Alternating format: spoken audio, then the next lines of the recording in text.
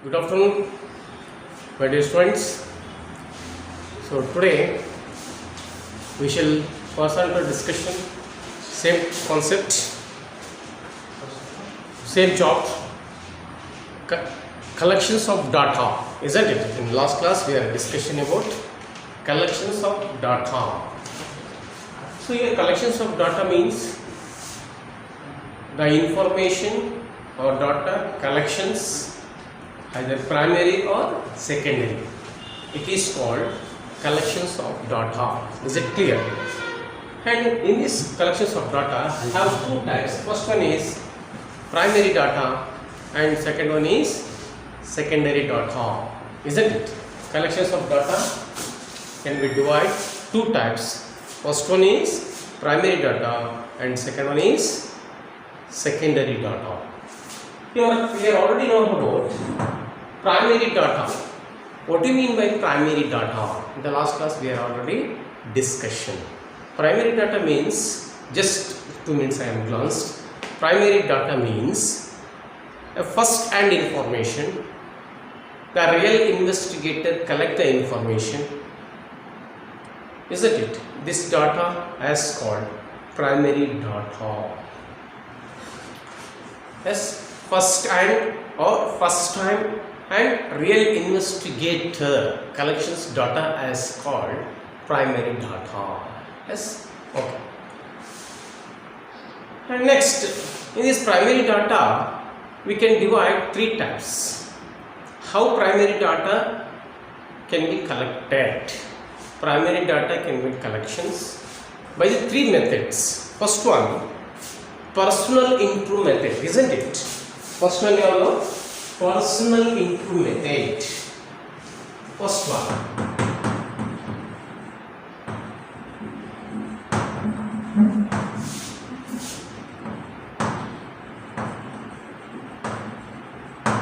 Yes.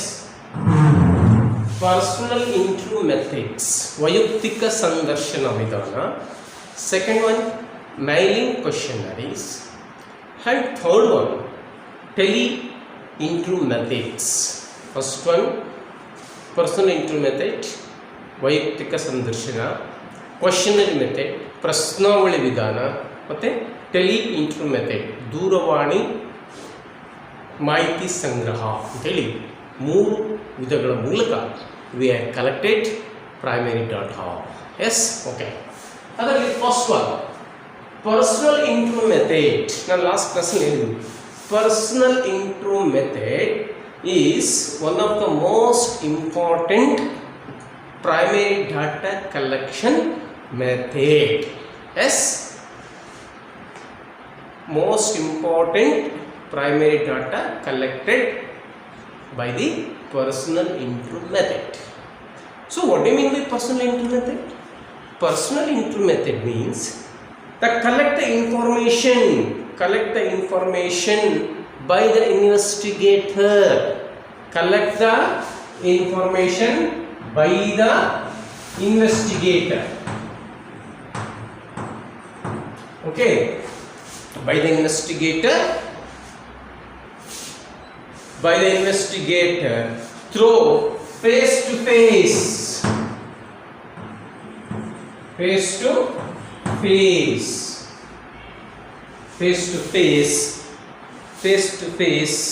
contact by the respondent.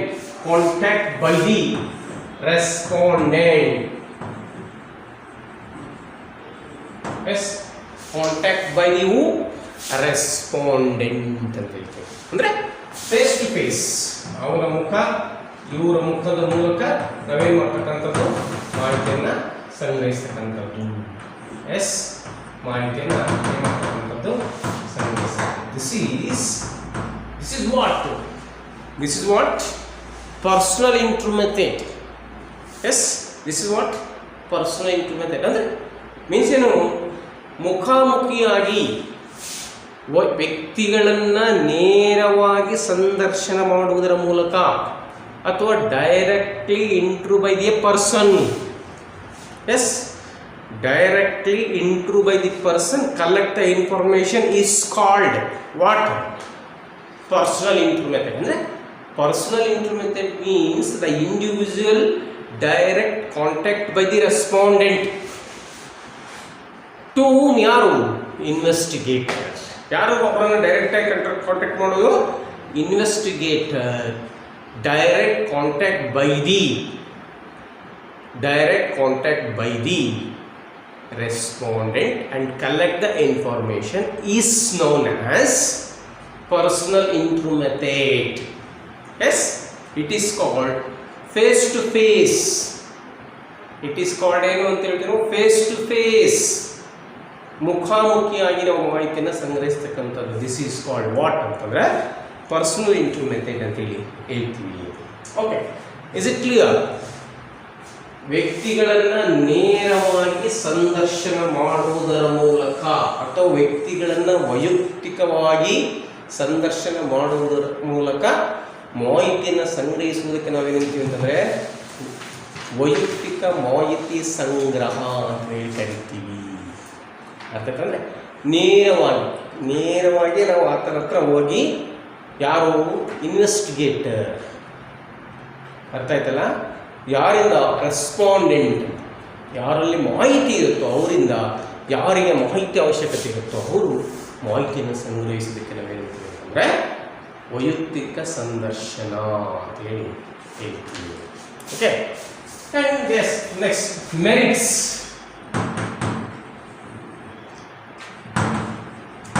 ಇದರ merits ಏನೇನಿಲ್ಲ? Yes, ವೈಯಕ್ತಿಕ ಸಂದರ್ಶನದಲ್ಲಿ ಫಸ್ಟ್ ಒನ್ ಏನಿರುತ್ತೆ? Collect by accurate information. ನಿಖರವಾದ ಮಾಹಿತಿಯನ್ನು ಸಂಗ್ರಹಿಸಬಹುದು. Collect by investigator, collect by accurate information by the respondent. Yes, ಯಾರಿಂದ? ರೆಸ್ಪಾಂಡೆಂಟಿಂದ ನಾವು ಏನು ಮಾಡ್ಬೋದು? ನಿಖರವಾದ ಮಾಹಿತಿಯನ್ನು ಸಂಗ್ರಹಿಸ್ಬೋದು. This is first one. The real investigator collect accurate information ಅಂತಲೂ ಹೇಳ್ತಾರೆ. And second one, it is true. Collect the information must and should be true. ಅವು ಸತ್ಯಕ್ಕೆ ಹತ್ತಿರವಾಗಿರ್ತಕ್ಕಂಥವು. ಫ್ಯಾಕ್ಟ್, ಟ್ರೂ, ಫ್ಯಾಕ್ಟ್ ಅಂತ ಹೇಳ್ತೀವಿ. ಅಂದರೆ ಅವು ಸತ್ಯ ಮತ್ತು ಅವು ನೈಜವಾಗಿರ್ತವೆ. ನಿಜವಾಗಿರ್ತಕ್ಕಂಥ ಮಾಹಿತಿಗಳನ್ನು ನಾವೇನು ಮಾಡ್ತೀವಿ? ಅವರಿಂದ ಸಂಗ್ರಹಿಸ್ತೀವಿ ಅಂತ ಹೇಳ್ತೀವಿ. ಎಸ್ಟ್ and next third one, it is supplementary information. ಪೂರಕ ಮಾಹಿತಿಗಳು. ಎಸ್, ಇವೇನಿವು? ಪೂರಕವಾದಂಥ ಮಾಹಿತಿಗಳು, supplementary information. And last one, avoid any misunderstanding and misinterpretation. Fourth one ಹೇಳ್ತೀವಿ ನಾವು ಮೆರಿಟ್ಸ್ ಅಲ್ಲಿ, avoid and don't collect ಅಂತ ಅರ್ಥ. Avoid means what? Here don't collect any data. Yes, like it means what? Avoid misunderstanding and misinterpretation. Collections of data. Yes, these are important merits of personal interview method. Important merits of personal interview method. Yes. First one, it is collected with the accurate data, true fact information, and flexible and supplementary. And last one, avoid misunderstanding and misinterpretation. These are important 5 merits. And next, demerits. Demerits ಏನು ಹೇಳ್ತೀರಾ? ದೋಷಗಳು. ಇದರ ದೋಷಗಳು ಏನಂತ ಹೇಳ್ತೀರಾ ನೀವು? Very simple ಆಗಿ ಹೇಳ್ಬೋದು. It is consume more time. Yes, first one, it is consume more time ಯಾಕಂದರೆ ನಾವು ವ್ಯಕ್ತಿ ಎಲ್ಲಿರ್ತಾನೆ ಫೇಸ್ ಟು ಫೇಸ್ ಇರೋದ್ರಿಂದ ಅವನು ಯಾವುದೋ ದೂರದ ಪ್ಲೇಸಲ್ಲಿರ್ತಾನೆ, ಅಲ್ಲಿ ಹೋಗಿ ನಾವು ಮಾಹಿತಿಯನ್ನು ಕಲ್ತ್ಕೊಂಡು ಹೋಗ್ರೆ ಇಲ್ಲಿಂದ ಇವತ್ತು ಹೋಗ್ಬೇಕು, ನೈಟ್ ಹೋಗ್ಬೇಕು, ಅಥವಾ ನಾಳೆ ಅವರಿಂದ ಅಪಾಯಿಂಟ್ಮೆಂಟ್ ತೊಗೋಬೇಕು. It is take more time ಅಂತ, ಅಂದರೆ ಕನ್ಸ್ಯೂಮಿಂಗ್ ಟೈಮ್ ಅಂದರೆ ಸಮಯ ವ್ಯರ್ಥವಾಗುತ್ತೆ ಅಂತ ಅರ್ಥ. ವಾಟ್? ಸಮಯದ ವ್ಯರ್ಥ. ಸಮಯ ಏನಾಗುತ್ತಿಲ್ಲಿ ಅನವಶ್ಯಕವಾಗಿ ಹೋಗುತ್ತೆ, ವಿಳಂಬವಾಗುತ್ತೆ ಅಂತೇಳಿ ಹೇಳ್ತಾರೆ ಅಂತ. And second one, it is more expensive. It is more expensive. Open. Yes, personal interview method is more expensive. ಅಂದರೆ ಯಾಕೆ ಇದು ಹೆಚ್ಚು ಖರ್ಚುದಾಯಕವಾಗಿರ್ತಕ್ಕಂಥದ್ದು? ಯಾಕೆ ಈಗ ರೆಸ್ಪಾಂಡೆಂಟ್ ಇಲ್ಲೋ ಇರ್ತಾನೆ, ಇನ್ಫಾರ್ಮೇಷನಲ್ಲಿ ಕೊಡ್ತಕ್ಕಂಥ ಯಾವುದೋ ದೂರ ಪ್ರದೇಶದಲ್ಲಿರ್ತಾನೆ, ನಾವು ಅವ್ರ ಅಪಾಯಿಂಟ್ಮೆಂಟ್ ತೊಗೋಬೇಕು, ಇಲ್ಲಿಂದ ಅಲ್ಲಿಗೆ ಹೋಗಬೇಕು, ಮತ್ತೆ ಮಾಹಿತಿ ಕಳ್ಕೊಳಕ್ಕೆ ಮತ್ತೆ ಇಲ್ಲಿ ರಿಟರ್ನ್ ಬರಬೇಕು. It takes more expenditure. ಇದು ಹೆಚ್ಚು ಖರ್ಚುದಾಯಕವಾಗಿರ್ತಕ್ಕಂಥದ್ದು, ಕಾಸ್ಟ್ಲಿ ಅಂತ ಹೇಳ್ತಾರೆ. ಆ್ಯಂಡ್ ನೆಕ್ಸ್ಟ್, ಸಮಟೈಮ್ಸ್ ನೋಡಿ third one, sometimes respondent may not response. Sometimes respondent may not response ಅಂತ ಹೇಳ್ತಾರೆ. ಅಂದರೆ ಕೆಲವೊಂದು ಸಾರಿ ಅವರು ನಮಗೆ ಮಾಹಿತಿಯನ್ನು ಕೊಡದೇನೂ ಇರ್ಬೋದು. May not response, respondent may not response in some times. These are three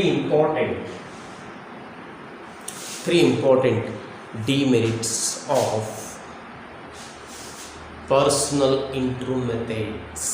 example ಕೇಳ್ತಾರೆ, what you mean by personal interview method and write its merits and demerits. ಅರ್ಥ ಇದೆ? ಡಿಮೆರಿಟ್ಸ್ ಭಾಳ ಈಸಿಯಾಗಿ ನೆನ್ಪಿಡ್ಬೋದು. ಯಾವುದು? It take more time, it more expensive. Sometimes respondent may not given accurate data and sometimes ಈ May not response ಅಂತಲೂ ಹೇಳ್ತಾರೆ. ಅರ್ಥ ಆಯ್ತಲ್ಲ? This is first one. And second one, mind questionnaires. Second one ಯಾವುದು?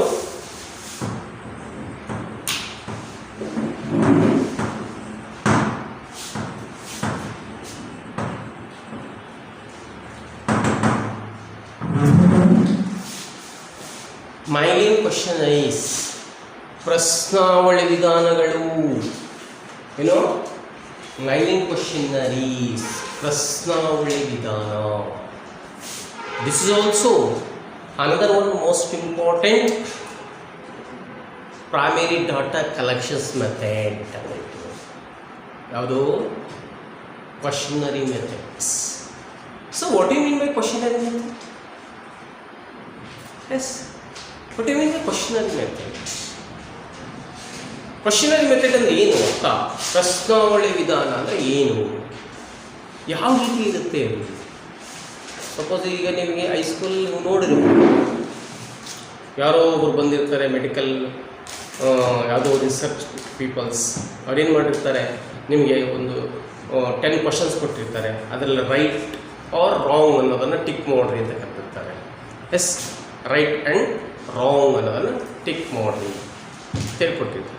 ಸೊ ನೀವು ಅವನ್ನೇನು ಮಾಡ್ತೀರಾ, ನೋಡ್ತೀರಾ, ಆ ಕ್ವಶನ್ಗಳು ಏನು ಮಾಡ್ತೀರಾ ನೀವು, village your inhabitants in village or town ಅಂತ ಇರುತ್ತೆ, ವೆದರ್ ಬೋತ್ ಅಂತ ಇರುತ್ತೆ, ವೆದರ್ ಎಸ್ ಆರ್ ನೋ ಅಂತ ಇರುತ್ತೆ.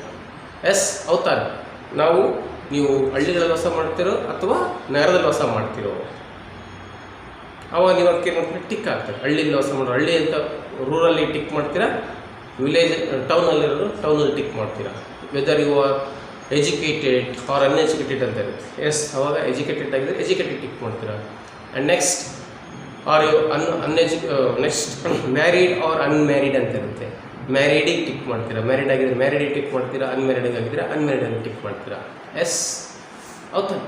ಸೊ ಈ ರೀತಿ ಅವರು ಒಂದು 10 ಕ್ವಶನ್ಸನ್ನು ನಿಮಗೆ ಕೊಟ್ಟಿರ್ತಾರೆ. ಎಸ್ ಹೌದಾ? ಅವಕ್ಕೆ ನಾವೇನು ಮಾಡ್ತೀರಾ, ಟಿಕ್ ಮಾಡ್ತೀರಾ. ಅದನ್ನು ಸುಮ್ಮನೆ ಒಂದು ಎಕ್ಸಾಂಪಲಲ್ಲಿ ಹೇಳ್ತಾ ಇರೋದು. ನೀವು ಮುಂದೆ ಬನ್ನಿ, ಡಿಗ್ರಿ ಬಂದಾಗ ನಿಮ್ಗೆ ಈ ರೀತಿ ಕ್ವಶನರೀಸನ್ನು ಮಾಡಿಕೊಂಡು ಕೆಲವು ರಿಸರ್ಚ್ ಮಾಡ್ತಕ್ಕಂಥವ್ರು ಮಾಹಿತಿಯನ್ನು ಈ ರೀತಿ ಸಂಗ್ರಹಿಸ್ತಾ ಇರ್ತಾರೆ.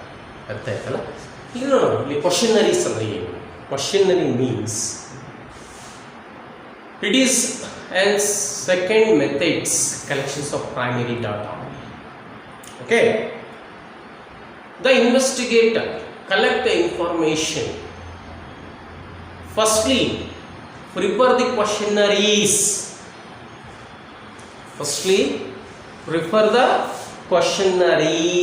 And collect the information. Yes, prepare the questionnaires and that basis collect the information. Questionnaires ಅನ್ನು ಪ್ರಿಫರ್ ಮಾಡೋದು, ಅದರ ಮೂಲಕ ನಾವು ಏನು ಮಾಡ್ತಕ್ಕಂಥದ್ದು, ಮಾಹಿತಿಯನ್ನು ಸಂಗ್ರಹಿಸ್ತಕ್ಕಂಥದ್ದು. ಎಸ್, ಅದರ ಮೂಲಕ ಏನು ಮಾಡ್ತಕ್ಕಂಥದ್ದು, ಮಾಹಿತಿಯನ್ನು ಸಂಗ್ರಹಿಸ್ತಕ್ಕಂಥದ್ದು. ಸೊ ಈಗ ನಾನು ಹೇಳಿದ್ನಲ್ಲ ನಿಮಗೆ ಕ್ವಶನರೀಸಲ್ಲಿ ಅದರಲ್ಲಿ ಇನ್ನೊಂದು ಕ್ವಶನ್ಸ್ನ ಮಾಡ್ಬೋದು. Weather your family members anyone suffering Covid ಅಂತ ಇರುತ್ತೆ. ಎಸ್, ನೋ, ಅಲ್ಲಿ ಎರಡು ಕಾಲ ಬರುತ್ತೆ. ಎಸ್ ಅಂತಿದ್ರೆ ಎಸ್ ಅಂತ ಬರೀತೀರ, ನೋ ಅಂತ ಇದ್ರೆ ನೋ ಅಂದರೆ ನಿಮ್ಮ ಫ್ಯಾಮಿಲಿಯಲ್ಲಿ ಯಾರು ಕೋವಿಡ್ಗೆ ಸಫರಿಂಗ್ ಆಗಿಲ್ಲ. ಅಲ್ಲಿ ಒಂದು ಮಾಹಿತಿ ಸಿಗುತ್ತೆ. ಹೌದು, ಹಾಗೆ ಈಗ 50 ಸ್ಟೂಡೆಂಟ್ಸ್ ಇರ್ತೀರ. 50 ಸ್ಟೂಡೆಂಟ್ಸ್ಗೆ ಈ ಕ್ವಶನ್ಸನ್ನು ನಾವು ಕೇಳ್ತೀವಿ. ಅದರಲ್ಲಿ 50 ಜನದಲ್ಲಿ 20 ಜನ ಎಸ್ ಅಂತ ಬರೆದ್ರೆ ಅವ್ರ ಫ್ಯಾಮಿಲಿಯಲ್ಲಿ ಆಗಿರುತ್ತೆ, ಯಾವುದು ಕೋವಿಡ್ ಪೇಷಂಟ್ಸ್ ಇರ್ತೀರ. ಇನ್ನು 30 ಮೆಂಬರ್ಸಲ್ಲಿ ಕೋವಿಡ್ ಪೇಷಂಟ್ ಇಲ್ಲ. ಸೊ ನಮಗೆಲ್ಲ ಒಂದು ಮಾಹಿತಿ ಸಿಗ್ಬಿಡುತ್ತೆ. ಆಮೇಲೆ 50 ಜನದಲ್ಲಿ ಎಷ್ಟು ಜನ how many students R living in rural area, how many students are living in urban area, isn't it? Yes, outside occupations of parents, some parents occupations in the business, some parents occupations in agriculture. So ಈ ರೀತಿ ನಾವು ಏನು ಮಾಡ್ತಕ್ಕಂಥದ್ದು ಅಂದರೆ ಕ್ವಶನರೀಸನ್ನು prepare ಮಾಡ್ತಕ್ಕಂಥದ್ದು. ಅಂದರೆ the investigator firstly prepare the questionnaires. Yes, in this questionnaires basis collect information, that is called questionnaire method ಅಂತ ಹೇಳ್ತಾರೆ. ಕ್ವಶನರಿ ಮೆಥಡ್ಸ್ ಅಂತ ಹೇಳಿ ಅಂದರೆ ಹಿಯರ್ ಮೀನ್ಸ್ ವಾಟ್ ಅಂದರೆ ಕ್ವಶನರಿ ಆರ್ ಕ್ವಶನ್ ಅಂತ. ಕ್ವಶನ್ ಅರ್ಥ ಏನು? Whether question may be yes or no. ಅದು ಯಾವ ರೀತಿ ಇರಬೇಕು? ಕ್ವಶನ್ನು ಎಸ್ ಆರ್ ನೋ ಅಂತ ಇರುತ್ತೆ, ಅಥವಾ ರೈಟ್ ಆರ್ ರಾಂಗ್ ಅಂತ ಇರುತ್ತೆ. ಎಸ್, ರೈಟ್ ಆರ್ ರಾಂಗ್ ಅಂತ ಇರುತ್ತೆ, ಎಸ್ ಆರ್ ನೋ ಅಂತ ಇರುತ್ತೆ. ಅರ್ಥ ಆಯ್ತಲ್ಲ? ಆ ರೀತಿ ಅವನು ಏನು ಮಾಡಿರ್ತಾನೆ, ಒಂದು 10 ಕ್ವಶನ್ಸನ್ನು ಪ್ರಿಪೇರ್ ಮಾಡಿ ಏನು ಮಾಡ್ತಾನೆ, ಮಾಹಿತಿಯನ್ನು ಸಂಗ್ರಹಿಸ್ತಕ್ಕಂಥದ್ದು. ಅಂದರೆ the investigator questionnaire method is list of the questions ಅಂತ. ಅಂದರೆ ಕ್ವಶನ್ಸನ್ನು ಏನು ಮಾಡ್ತಕ್ಕಂಥದ್ದು, ಲೀಸ್ಟ್ ಮಾಡ್ತಕ್ಕಂಥದ್ದು. ಲೀಸ್ಟ್ ಆಫ್ ದಿ ಕ್ವಶನ್ಸ್ ಅಂದರೆ 1 2 3 4 5 ಈ ರೀತಿ. ಅರ್ಥ ಇದೆ? ಈ ರೀತಿ ಕ್ವಶನ್ಸನ್ನು ಏನು ಮಾಡ್ತಾನೆ, ಪ್ರಿಪೇರ್ ಮಾಡ್ಕೊಳ್ತಾನೆ. ಅದರಲ್ಲಿ ಫೈನಲಿ ಆಗಿ yes or no, yes or wrong, yes or no, yes or no tick ಮಾಡ್ಬೇಕಂತ. ಈ ರೀತಿ ಮಾಡಿದಾಗ ಅರ್ಥಂಗೆ ಏನು ಗೊತ್ತಾಗುತ್ತೆ, ಮಾಹಿತಿಗಳು ಗೊತ್ತಾಗುತ್ತೆ ಅಂತ ಹೇಳಿ ಹೇಳ್ತಾರೆ. ಅರ್ಥ ಆಯ್ತಲ್ಲ? Okay. So next, how to forming the questionnaires.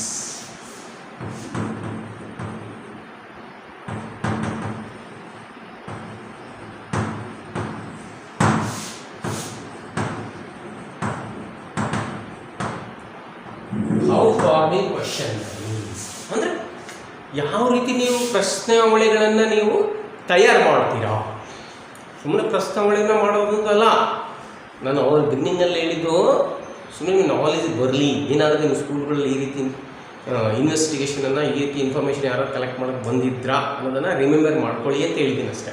But ನಾವು ಇಲ್ಲಿ ಬಂದಾಗ the investigator list the questions. Yes, questionary method investigator first list the questions ಅಂತ. ಅಂದರೆ ಅಥವಾ ಕ್ವಶನ್ಗಳನ್ನು ಏನು ಮಾಡ್ತಕ್ಕಂಥದ್ದು, ಒಂದು ಲೀಸ್ಟನ್ನು ಮಾಡ್ತಕ್ಕಂಥದ್ದು. ಆ ಲೀಸ್ಟ್ ಮೂಲಕ ಆತ ಏನು ಮಾಡ್ತಕ್ಕಂಥದ್ದು, ಮಾಹಿತಿನ ಕಲೆಕ್ಟ್ ಮಾಡ್ತಕ್ಕಂಥದ್ದು. ಕ್ವಶನ್ಸ್ ಯಾವ ರೀತಿ ಇರಬೇಕು, ಹೌ ಫಾರ್ಮಿಂಗ್ ದ ಕ್ವಶನ್ಸ್ ಅಂದರೆ ನೀವು ಪ್ರಶ್ನೆಗಳನ್ನು ಯಾವ ರೀತಿ ತಯಾರು ಮಾಡ್ತೀರಾ. ಎಸ್ ನೋಡಿ, ಭಾಳ ಸಿಂಪಲ್ ಆಗಿ ಹೇಳ್ತಾರೆ. The questions, first one,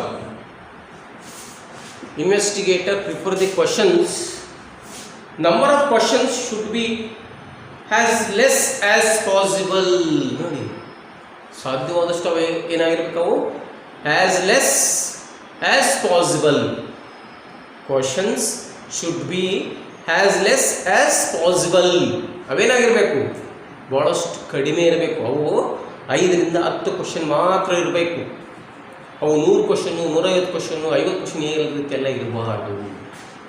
S, questionnaires, number of questions should be as less as possible. ಅವು ಏನಾಗಿರಬೇಕು, ಕಡಿಮೆ ಏನಾಗಿರಬೇಕು, ಮತ್ತು ಅವುಗಳಿಗೆ ಅವರು ಉತ್ತರವನ್ನು ಮಾಡುವಂಥ ಶಕ್ತಿಯನ್ನು ಹೊಂದಿರಬೇಕು. ನೋಡಿ, as less as possible, number of questions should be as less as possible. This is first one. And second one, question should be from general or specific. ನೋಡಿ, ಕ್ವಶನ್ಸ್ ಏನಾಗಿರಬೇಕು, question should be general or specific. ನಮ್ಮ ಒಂದು general ಆಗಿರಬೇಕಾ, ಅಥವಾ ಏನಾಗಿರಬೇಕು, specific ಆಗಿ ನಾವು ಯಾವುದಾದ್ರೂ concept ಮೇಲೆ ಕೇಳಿರಬೇಕಾ ಅಂತ. Isn't it? Whether your family having BPL card or APL card ಅಂತಲೂ ಇರ್ಬೋದು. ಆವಾಗ ನೀವೇನು ಮಾಡಿರ್ತೀರಾ, ಎಸ್ ಅವರ್ ಫ್ಯಾಮಿಲಿ APL ಆಗಿದ್ದರೆ APL ಟಿಕ್ ಮಾಡ್ತೀರಾ, BPL ಆಗಿದ್ದರೆ BPL ಟಿಕ್ ಮಾಡ್ತೀರಾ. ಹೌದಾ? ಈ ರೀತಿ questions should be moves from general to specific. ಅಂದರೆ ಅವೇನಾಗಿರಬೇಕು, ಸಾಮಾನ್ಯವಾಗಿರಬೇಕು ಮತ್ತು ನಿರ್ದಿಷ್ಟವಾಗಿರಬೇಕು. ಜನರಲ್ ಟು ಸ್ಪೆಸಿಫಿಕ್ ಅಂತೇಳಿ ಹೇಳ್ತಾರೆ ಅಂತ. Next, questions should B precious and clear. ನೋಡಿ, ಕ್ವಶನ್ಸ್ ಏನಾಗಿರಬೇಕು, ಪ್ರೀಸಿಯಸ್ ಆ್ಯಂಡ್ ಕ್ಲಿಯರ್. ಕ್ವಶನ್ಸ್ ಏನಾಗಿರಬೇಕು, ಅವರಿಗೆ ಅರ್ಥವಾಗುವಂತಿರಬೇಕು ಮತ್ತು ಸುಲಭವಾಗಿರಬೇಕು. ಯಾವುದೋ ಕ್ವಶನ್ಸ್ ಕೇಳೋಂಗಿಲ್ಲ, ಮಾಹಿತಿಯನ್ನು ಕೇಳುವಾಗ ಯಾವುದೋ ಗೊತ್ತಿಲ್ಲದ ಕ್ವಶನನ್ನು ನಾನು ಕೇಳ್ತೀನಿ ಅಂತ ಹೋಗಂದರೆ ಮಾಹಿತಿ ಸಿಗೋದಿಲ್ಲ. ಏನಾಗಿರಬೇಕು, ಅವು ಕ್ಲಿಯರ್ ಇರಬೇಕು ಮತ್ತು ಪ್ರೀಷಿಯಸ್ ಆಗಿರಬೇಕು. ನಿನಗೆ ಗೊತ್ತಿರ್ತಕ್ಕಂಥದ್ದು, ನಿನ್ನ ಸರೌಂಡಿಂಗ್ನಲ್ಲಿರ್ತಕ್ಕಂಥದ್ದೇ ಮಾಹಿತಿಯನ್ನು ಕಲೆಕ್ಟ್ ಮಾಡಬೇಕು, ಬೇರೆ ಯಾವುದೇ ಮಾಹಿತಿಯನ್ನು ನಾವು ಕಲೆಕ್ಟ್ ಮಾಡೋಂಗಿಲ್ಲ. Yes, this is okay. Question should be precise and clear. ಅವು ನಿಖರವಾಗಿ ಅರ್ಥವಾಗುವಂತಿರಬೇಕು. Okay. Next, avoid double negatives. ನೋಡಿ, ಅವಾಯ್ಡ್ ಡಬಲ್ ನೆಗೆಟಿವ್ಸ್ ಅಂದರೆ ಪ್ರಶ್ನೆಗಳು ಪುನರಾವರ್ತನೆ ಆಗಿರಬಾರ್ದು. ಡಬಲ್ ನೆಗೆಟಿವ್ಸ್ ಅಂದರೆ ಅರ್ಥ ಏನು, ಕ್ವಶನ್ಸ್ ಮೇ ನಾಟ್ ರಿಪೀಟೆಡ್ ಅಂತ. ಒಂದು ಸಲ ನೀವು ಒಂದು ಕ್ವಶನನ್ನು ಕೇಳ್ತೀರಂದರೆ same questions may not repeated. Questions may not repeated ಆಗಿರಬೇಕು. And question should be not lending questions. Questions should not be lending questions. Lending means what, lengthy questions ಅಂತ. ಅವು ಏನಾಗಿರಬೇಕು, ಒಂದೇ ಪದದಲ್ಲಿ ಆನ್ಸರ್ ಮಾಡೋದಿರಬೇಕು.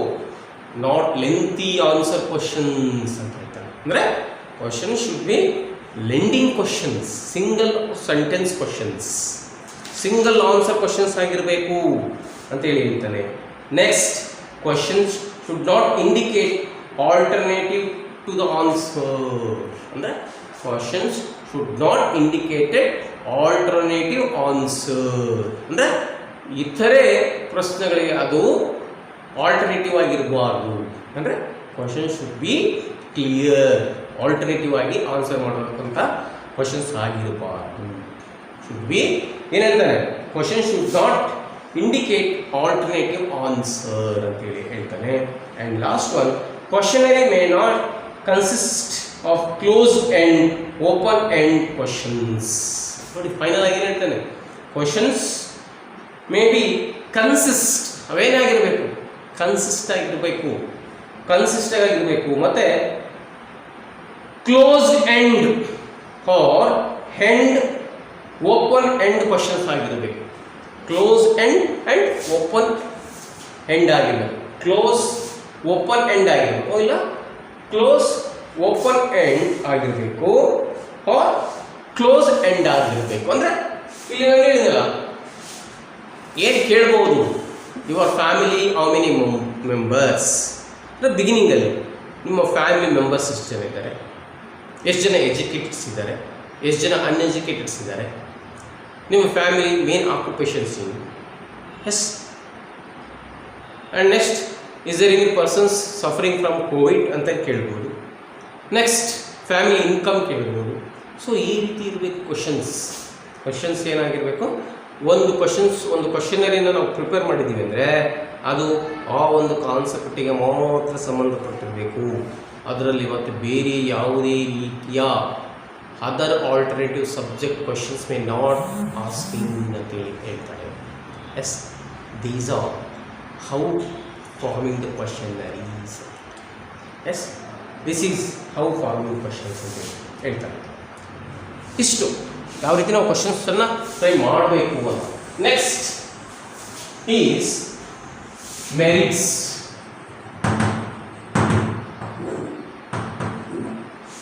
ಮೈನಿಂಗ್ ಕ್ವಶನರೀಸ್ ಮೆರಿಟ್ಸ್ ಏನು? Merits ಏನು ಹೇಳ್ತೀರಾ? Mining questionnaires merits.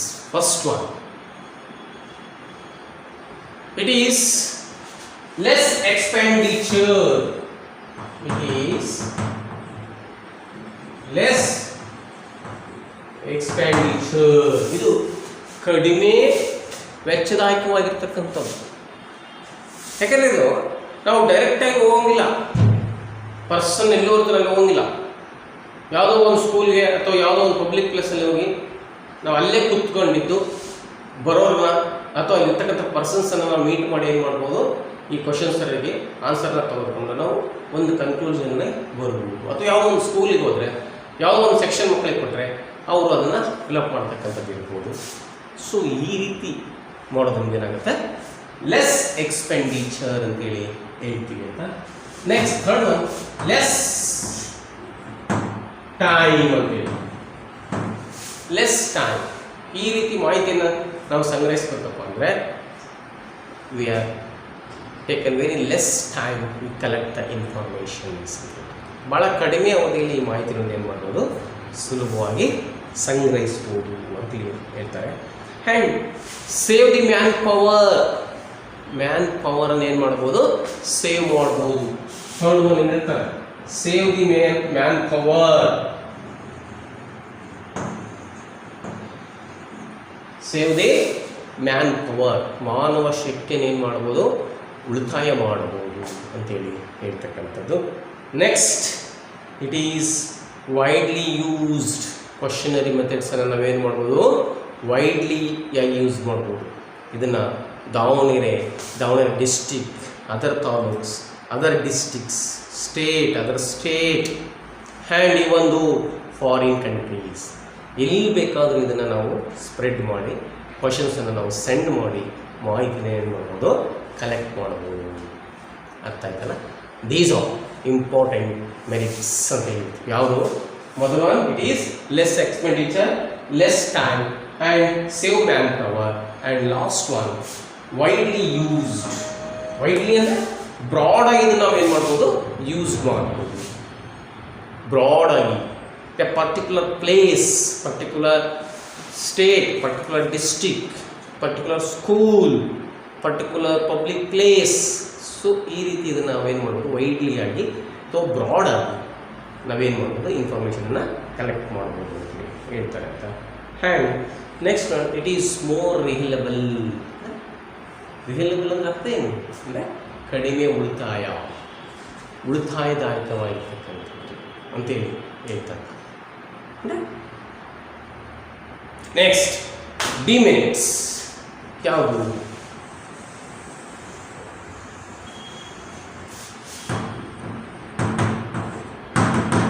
Demerits ನೋಡಿ. Demerits questionnaires. ಯಾರು ಕ್ವಶನರೀಸನ್ನು ಫಿಲಪ್ ಮಾಡ್ಬೋದು? ಎಲ್ಲರೂ ಮಾಡೋಕ್ಕಾಗುತ್ತಾ? ಇಲ್ಲ. Questionary methods also have its own demerits. First one, unable to illiterate persons. Yes, questionary method collect the information, unable to illiterate persons. ಅಂದರೆ ಅನಕ್ಷರಸ್ಥರಿಂದ ಮಾಹಿತಿಯನ್ನು ಸಂಗ್ರಹಿಸಲು ಕಷ್ಟ, ಅವರಿಗೆ ಇದು ಅರ್ಥವಾಗುವುದಿಲ್ಲ. Questionary method may not useful to illiterate people ಅಂತ ಹೇಳ್ತಾರೆ. It may not useful to, it may not useful to illiterate peoples. Yes, it may not useful to illiterate peoples. ಅನಕ್ಷರಸ್ಥರಿಗೆ ಅವ್ರು ಓದಿರೋದಿಲ್ಲ, ಅವ್ರು ಹೆಂಗೆ ಕ್ವಶನ್ಸನ್ನು ಅರ್ಥ ಮಾಡ್ಕೊಂಡು ಆನ್ಸರ್ ಮಾಡ್ತಾರೆ, isn't it?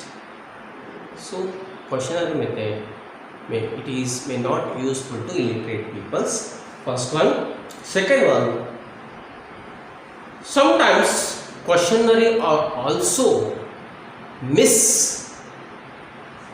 data collections or information collections. Yes, sometimes only ಕೆಲವೊಂದು ಸಾರಿ questionary method also collect by the misunderstanding information. Yes, fake information ಅಂತ ಹೇಳ್ತಾರೆ. ಏನಂತ ಹೇಳ್ತಾರೆ? fake information.